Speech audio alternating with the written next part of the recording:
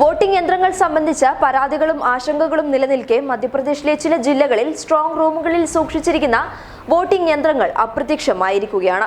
വിവരാവകാശ നിയമപ്രകാരം അപേക്ഷിച്ച ചോദ്യങ്ങൾക്കുള്ള മറുപടിയായാണ് ഇക്കാര്യങ്ങൾ വ്യക്തമായത്.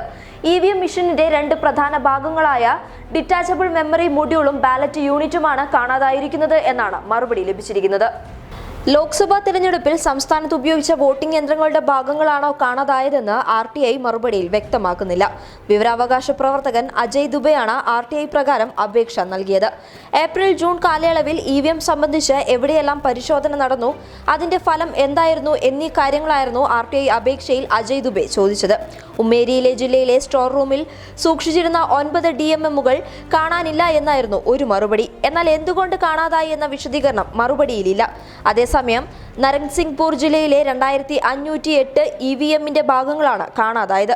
ഇതിൽ 687 ഡിറ്റാച്ചബിൾ മെമ്മറി മൊഡ്യൂളുകളും തിരഞ്ഞെടുപ്പുകൾക്ക് ഉപയോഗിച്ചിരുന്നില്ല എന്ന് മറുപടിയിലുണ്ട്. എന്നാൽ ഏതു തിരഞ്ഞെടുപ്പുകൾക്ക് എന്ന് വ്യക്തമാക്കിയിട്ടുമില്ല.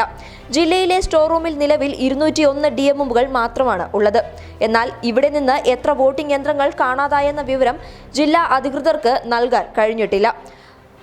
മൺസോർ, ഷാജാപൂർ, ബാലാഘട്ട്, അശോക് നഗർ, ധർ, സിനോയ്, ശിവ്പുരി, അൻപൂർ എന്നിവിടങ്ങളിലും EVM യൂണിറ്റുകൾ അപ്രത്യക്ഷമായിട്ടുണ്ട്.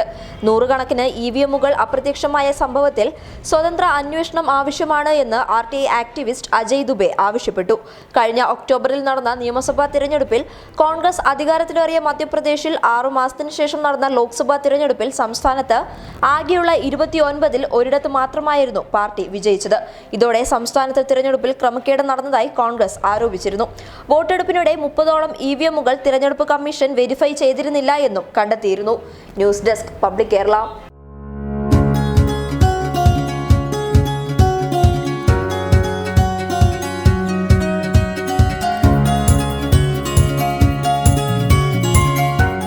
ഇനി സേവനങ്ങൾ വിരൽത്തുമ്പിൽ. ബിസ്മി home nursing service, Anangoor, Kasaragod.